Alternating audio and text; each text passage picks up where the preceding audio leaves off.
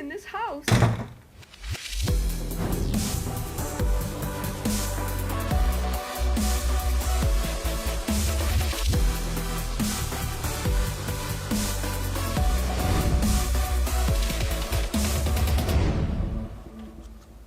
Welcome, your host, Jennie McNulty. Hello, everyone, and welcome to Your House. Hi, I'm comedian Jennie McNulty. This is the in-house comedy chat. More than a talk show, we are energizing your mind, body, and spirit.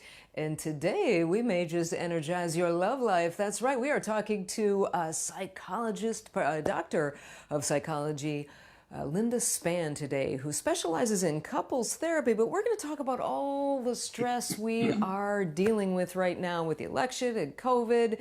We're going to get some answers on how to keep yourself sane in these last 6 days or so. And don't forget to stick around. After our chat with Linda, we're going to take a walk on the beach. That's right, we will leave the lovely confines of Cher's guest room. She's been just so delightful. She's in Vegas right now, so she's actually giving me the whole run of the house. But, you know, we have all the equipment set up here, so we're doing the show from here. But we're going to leave and go downstairs on the beach, and you're going to walk with us, right? Yes, you are. You're going to get some energy, and it's going to feel good. But first, my thoughts. Well, they're at it again. The Kardashians are making news. That's right, Kim Kardashian threw herself a big old surprise birthday party. The surprise was to her friends. She brought all of her friends to an island, and supposedly they quarantined beforehand, and yada, yada, yada. But everyone is up in arms for her just being kind of tone deaf with everything going on in the world, and she's having this lavish party on an island with all her friends and family. And you know what? I know what you're thinking. I bet you're going to rail her for that, Jenny. No siree. I'm actually all for that. I am totally all for that. It has been my dream. I have been saying for years, we need to take all those Kardashians and stick them on an island somewhere. I'm only going to be pissed if they come back. As I mentioned, my guest today is a therapist, and we're going to be chatting with her in a second. And you know, I thought for a minute I was going to do that. I have 2 degrees from the University of Michigan, 7.5 years of college, down to a comedy. I shouldn't have had to pay for my student loans. Not the point. The point is this. I thought I was going to go into psychology. Oh my God. One semester of I can't even think of it. Abnormal psychology did me in. I developed symptoms with every chapter. I'm like, oh my God, that's me. Oh no, wait, that's me. And quite frankly, I don't think I have the personality for it because, you know, I just don't think I could do it. I could not sit and listen to people's problems all day long. I know by the end of the day I would be totally mocking my patients, you know. And then my mother beat me. Yeah, you probably had it coming. I think I'm gonna kill myself. When? Come on, I got shit to do. I'm kidding. And so listen, if you've got questions out there, this is kind of a different show for us. Normally we've got, you know, artists and musicians promoting their work. This is all a show about you guys and helping you get through this. So if you've got questions, shoot them out. I'll try to read them online, and we'll give them to Linda if we get a chance. So please, if you got any questions, shoot them out. But first, to start us off, I thought I would show what therapy is actually really like. We snuck into a therapy session and we got some videos on what therapy is really like. Show them, Sheila. Well, I think I'm here because someone thinks I have anger issues because of how I'm treating the Roomba. I think it was a one-step back week, and I did everything you said. Purr more, make eye contact, shit next to her on her bed. Oh, well, that might be the problem. No, that's fine. My earliest memory was being alone behind a Trader Joe's in Glendale. I thought my mother was this package of soft tofu that had fallen behind the dumpster. And one day it gets really hot and the thing fermented and I'm kneading it, right? And it just blew up all over me. And I'm just covered in chunks of what I thought was my mother. So do you think that's relevant? So tell us, doctor, is that relevant, being covered in chunks of your mother? Sometimes it is. The mind is a funny thing. So welcome. How are you doing? I'm good. Thank you for having me. I'm excited and delighted to be here and hope to have some fun.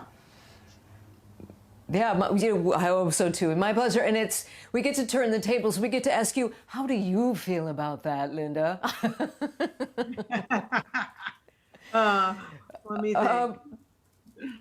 Yeah, right. You have to lay down for the rest of this the interview. So come on now, be honest. Do you ever kind of want to mock us when you hear us yapping away in your room? Do you ever think, oh my God, what an idiot? Not very often, but as it turns out, my wife is a therapist too, and so sometimes we do get a little giggle now and then at the dinner table about a session or an interesting. You guys are both therapists. That's crazy. Now, I know some couples that are both lawyers, and I thought, geez, I'd hate to be around for that argument. But what do you guys? Do you guys just like analyze each other back and forth? No, we have rules about that. No analyzing. Just supporting.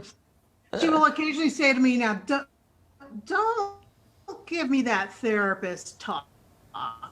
But usually we don't. So tell us, how, you know what, I gotta think your business has gotta be booming. I mean, just the election alone, the stress of this election, it has been 4 years of divisiveness and fighting, and in this it's just so amped up in the last few months. Have you seen an increase? What kind of stress are people doing with, and like, how do we deal with all of this? Yes, absolutely. It's hugely stressful. You're probably familiar with the term seasonal affective disorder. It's SAD, it's called for short. And this is people that seasonally during the winter time when it gets darker earlier get depressed, basically. And so I've come up with a new term, PSAD, political seasonal affective disorder, because everybody's just depressed right now. Excuse my language. And kind of in a little bit of, I've noticed is just a little bit numbed out, just waiting for the next 6 days to tick by so that we can, see if we have to prepare for riots or what.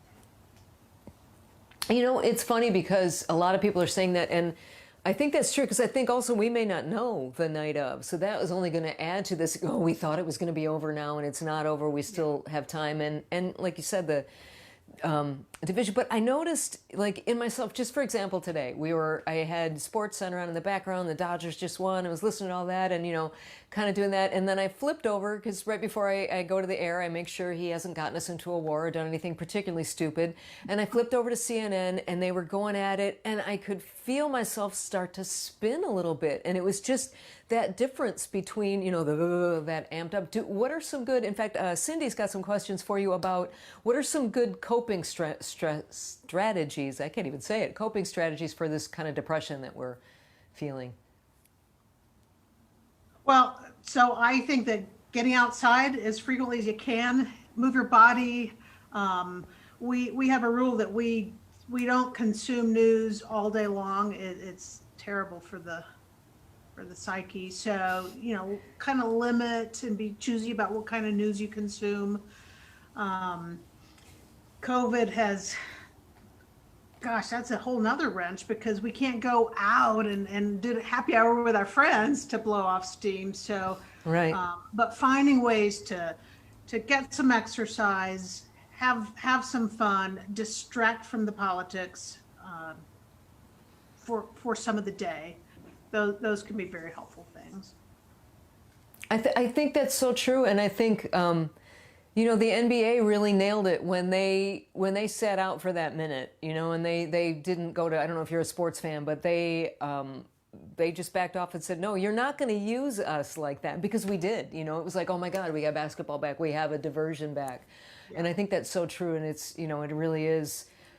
Just to unplug is helpful. What do you do when there's couples who, because you are a couple, that's your specialty, is for couples.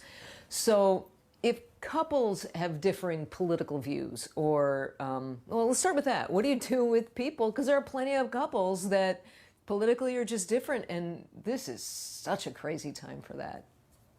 Well, often I consider giving them a family law attorney's phone number, but I'm too in favor of couples staying together. It can be challenging, and in my own experience is that this political sort of divisiveness in couples shows up more for heterosexual couples than for women in my community. But, I think it goes down to, what are we going to put our relationship first? Are we going to put politics first?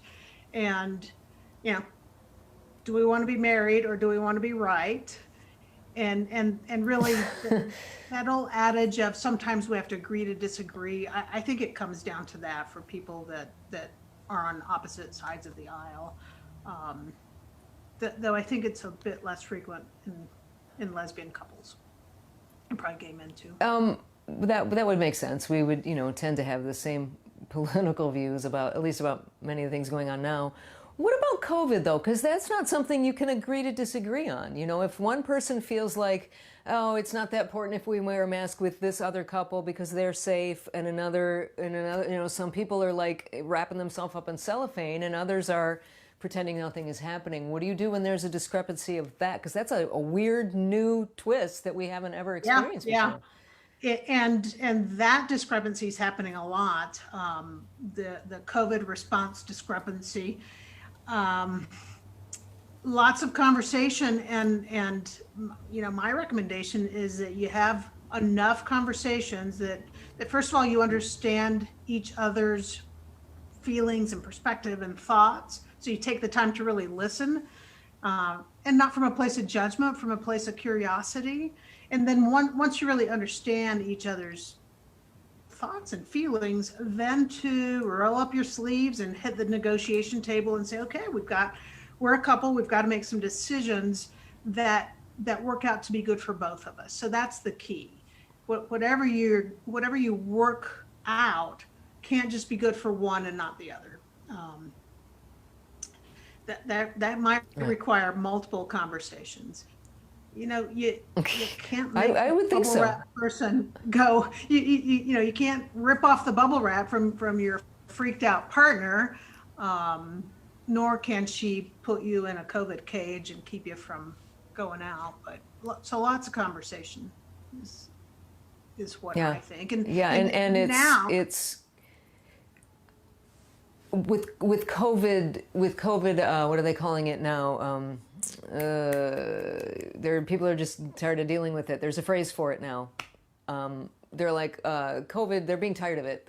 Gosh darn it. But it's just people are like, I'm over it, and I can't handle this anymore. I'm just going to do what I want to do. Yeah, I don't know what the term is, but COVID fatigue comes to my mind. That's the one. Thank you. COVID fatigue. Yes. Yeah. There's also a fair amount of CPTSD, COVID PTSD in the air, which is sort of like COVID fatigue as well. Mm-hmm. And we're heading into family holidays, which is even more fraught with potential for that kind of, if there's that discrepancy in a household of, potential for more conflict. Mm-hmm. Yeah. So communication then, just making sure everybody's on the same page with things, or, what would you, people aren't even going to be going home, but if they do, that's going to be another whole ball of wax there. So is it just make sure you're talking it out ahead of time, or what can you do really to prevent these giant fights? Talking it out ahead of time, making decisions ahead of time. Couples have to do it their own way. If the social butterfly has to get out and about, I don't know, maybe she takes one of those instant COVID tests before she comes home. I don't know. Everyone's got to do their own thing, but talking it out, and again, crafting something that's good for both individuals is really important. Otherwise, you damage the security in the relationship. Another question too is how are we, for some people, like they're not going to be able to go home for maybe the first time ever, or for the first time in a long time. How do you deal emotionally with not being able to see our families over the holidays? That It's a really good question. I think emotions are more amplified right now around this issue of loss of contact, loss of hugs, loss of sharing favorite dinners together. So the first thing is just let yourself feel the loss and grieve and talk about it with somebody.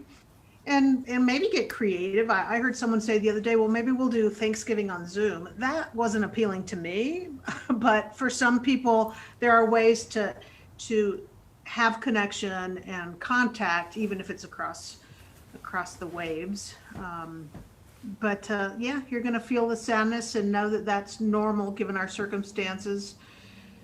Find some other things to be grateful for, and little ways of bringing something special into your day, even if it's not around a big 30-person Thanksgiving table. Yeah.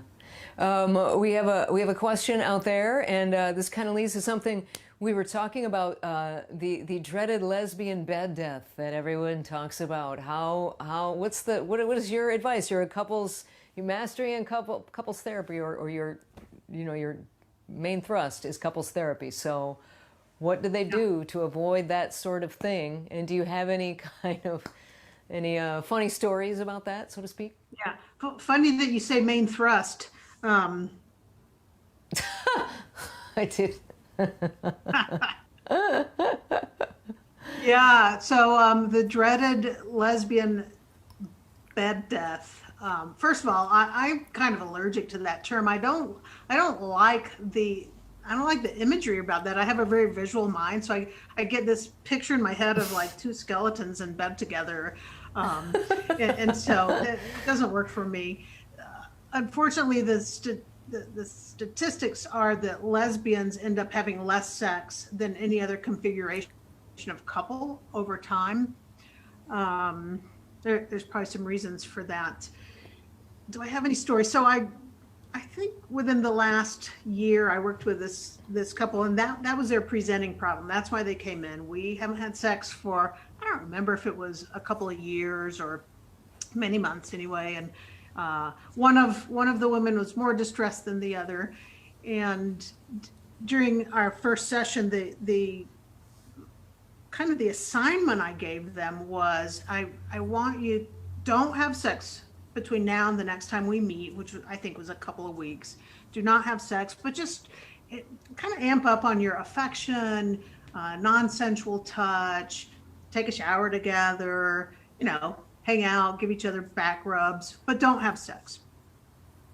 And they came back and they said, we're terrible students. We didn't follow your rule of don't have sex. And they screwed like bunnies all weekend long, and then they didn't need therapy anymore because the problem was resolved. So I was happy that they were better, though I missed out on long-term therapy with them. That's good though. So that is step one for you then. If people present with that problem, is just to, just try to kind of reconnect on a very baseline level without going all the way home, so to speak. Yeah, but because that's a no-lose proposition, right? So take off the pressure of sex, get connected again, though, because what happens is when one person, when there's the tension around we haven't had sex in a while, one person really wants it, the other's like, maybe not. People stop touching at all. Like you're not smooching anymore. You're not spooning in bed because there's this fear of, there's going to be a rejection if this could go south. And so, just move back toward each other. You don't have to have sex to reconnect with some physical affection. And then if you decide you want to have sex, that's only a decision. It's about being willing to slide between the sheets and see what happens. But you don't have to start there. You do. Obviously now with COVID, you can't see people in person. So you're doing everything via teleconferencing like this, correct? So I'm doing a hybrid. I'm doing a lot more teletherapy, and it's considered an essential service that therapy is, and so I have done some in person. But yeah, it's been quite interesting doing Zoom therapy. I mean, like, I would think you'd miss out on, like, maybe all their little, like, whether their feet are tapping or whether the like, subtle physical clues, or is it kind of easier to hone in on things? Do you, when you take that stuff around, or lose that other stuff, you kind of can listen more to what they're saying? How is it for you as a therapist? Do you feel it helps you in some ways, or what's your response and your relationship with so my teletherapy? response is that I don't enjoy it as much. Maybe some of the little irritating things that if I'm in person, I notice there's some relief around that. Like, if somebody's clicking their thumbnail repeatedly, that bugs me. But no, because I think we miss out on facial micro movements and the very subtle nonverbal cues that come in our faces, our body language. It's really hard to see that on a platform like this. So I think that's a downside. A plus is that I can get the couple to focus on each other. If they don't focus on the camera and they're focused on each other, then sometimes they have a higher quality experience with one another, because I become the background, versus in person, then I'm in the room and it's, there's three of us there. So there's pluses and minuses. A lot of people, we were talking about COVID fatigue. There's a lot of Zoom fatigue happening for people that have moved all of their work online. It's more tiring, to be focusing on that little dot on the computer can be a bit tiring and fatiguing. But and it's also, for me, I know I've done a lot of Zoom shows, so when you'll do that, sometimes you're sort of on the entire show. You're sort of, you can't reach over here and get water. I mean, you can, but it feels weird because you feel that constant source of being watched, or then you have the people that will turn the video off, and then you're like, well, what the hell are you doing back there behind your name? And so it is a weird dynamic, but thank God we have it. We got a question out there too. What are you seeing most in 2020 as a therapist? What are some of the biggest problems people are presenting to you with now in this crazy time? I think there's been a big spike in anxiety, and related to the unknown. Like, we don't know what's going to happen next in our neighborhoods, in our, can we go to restaurants again? What's happening politically, all that. So I think anxiety has spiked.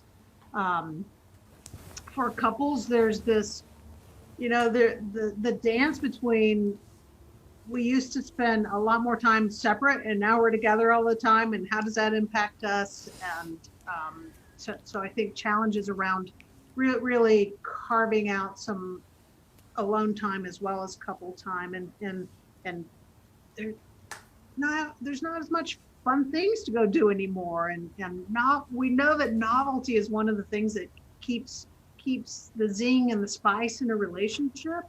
And so it's challenging to find, okay, how are we going to have new experiences during this pandemic that keep the juices flowing in the relationship? So that's also been a challenge.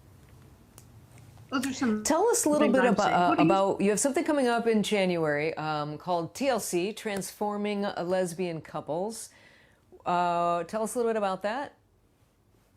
Yeah, thank you for asking. We are launching here at the Lesbian Couples Institute. We're launching an online group coaching course for lesbian couples, I guess all over the world. It is a 6-week program to help couples that are struggling and either experiencing a lot of conflict or disconnection, and that really want to keep their relationship together and really change it radically. And so a 6-week course with some training videos, lots of hands-on exercises to do at home, and then a weekly online coaching live session. It's going to be fun, and I'm thrilled to finally be getting this launched in January. It can be your New Year's resolution. Yeah, Not right. yours. Your Christmas Not yours. gift. I'm talking to the women. Yeah, now. right. Yeah, wait. Hey, wait. No, it could be a good Christmas gift, right? Although it should probably talk about that one first. That would be a nice big package. Oh, wait, what? Therapy? So ask first before you gift wrap that one. But it's a great idea. Yeah, it's such a crazy time. You know what?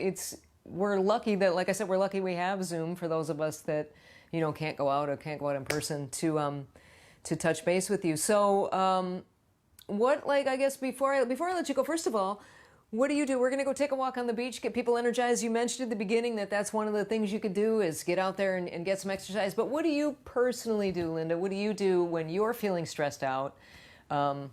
Except maybe ask your wife for therapy. Well, what do you do personally to feel a little bit more positive?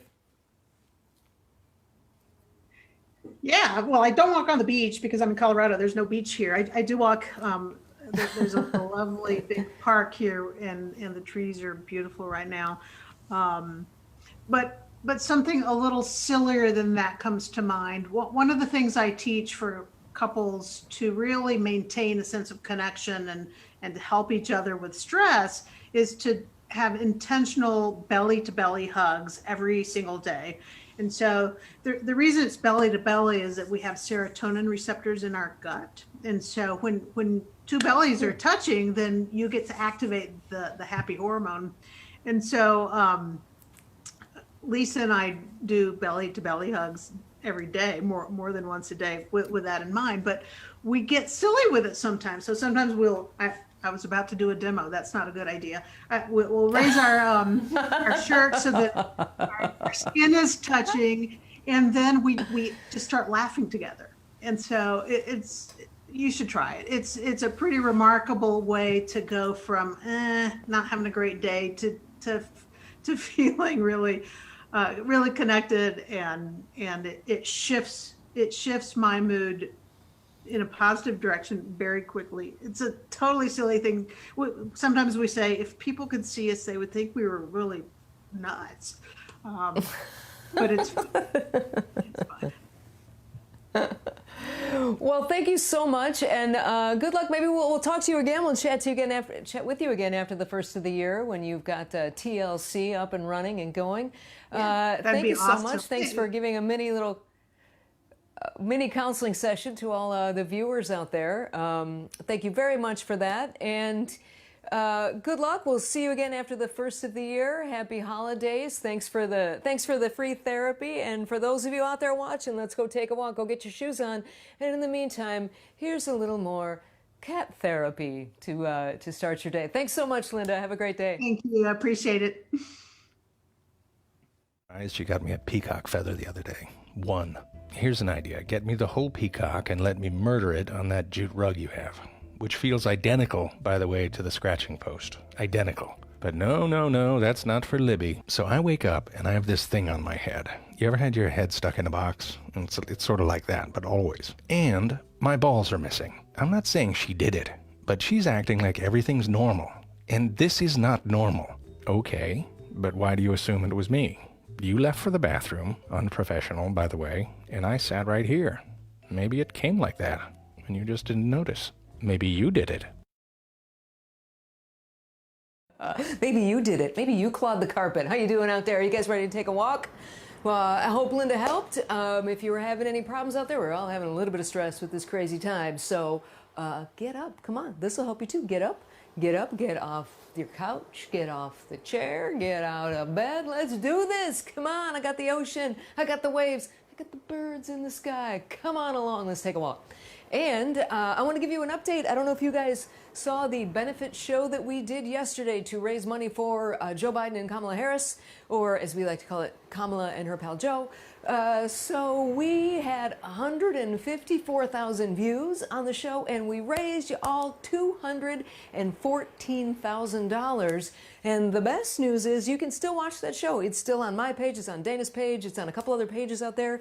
You can still watch the show. You can still text 226622, and I think that text line will be open for another few to the end of the week, I believe, so we can still raise some money, because this last minute crunch, putting the extra funds out there, is super, super important to save the planet and get Joe and Kamala elected. All right, and this is something I wanted to tell you guys about too. A study that they found with that helped dementia. So you guys walking yet? Are you walking? This is gonna blow your mind. Are you ready to be moving and listen to my story? Here it is. They did a study on dementia patients, and they found that swimming in cold water seems to help with dementia. And here's how it works. When you swim in really, really cold waters where your body gets kind of like hypothermic, they notice that a certain protein gets released, that with an increase in that protein, it seems to help the synapses regenerate. Because what happens in the dementia is the little synapses start to degenerate. They don't fire as well. We start to lose our memories and things like that. And the same thing happens. 20 to 30% of those synapses will shut down in hibernating animals. In hibernating mammals like bears and things that hibernate, it shuts down. And then when they come back out again after hibernation, those synapses get regenerated again. So they wanted to find out about that. So there was a study in 2015 done at Cambridge University where they did this to mice, and they put some mice in a hypothermic condition like that, where they got their body temperatures down really, really cold. And then they had just the normal regular control mice. And when they brought them all back up to room temperature, they found that these mice had an increase in the specific protein, RBM3 protein, whatever that is. So they found this great, study in mice. Now, to be fair, this isn't a published study yet. It's been spoken about in many different journals.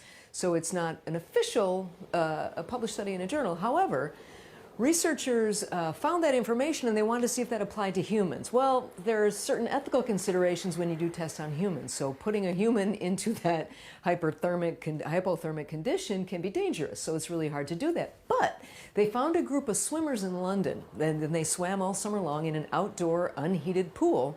So it was kind of the perfect condition. These people voluntarily put themselves in that hypothermic condition. And at the same place, there were a bunch of people that did Tai Chi.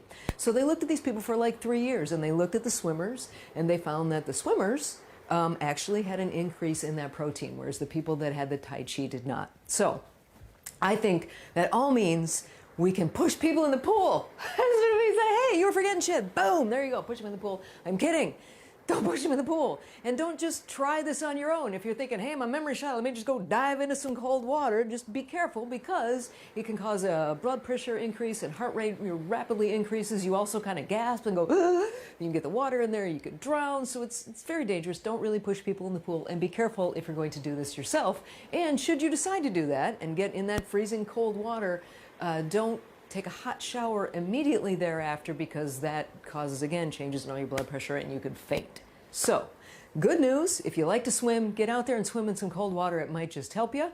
And as challenging and as tempting as it might be, don't really push people in the pool. All right, on Friday, we're going to have Eileen O'Hara here. She was one of the first ladies of Glow, the gorgeous ladies of wrestling. So way back in the 70s, she was one of those wrestlers, and we're going to hear what she's been up to, and got a lot of interesting stuff going on with Eileen. So check in at 1 p.m. and don't forget, you can still watch the show. It was really awesome. We had all kind of performers, really, really amazing performers.